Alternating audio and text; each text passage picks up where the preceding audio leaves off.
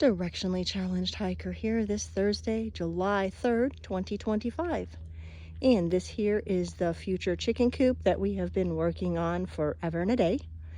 And last week, never-ending project, put some gutters up on it as we were anticipating some rain here in the desert. And last night we got about an inch of rain out here. And so we have our first water catchment off the roof of the future chicken coop. And it appears that we slightly overflowed this water tote here, just over 250 gallons. Yay. So rain in the desert is such a treat.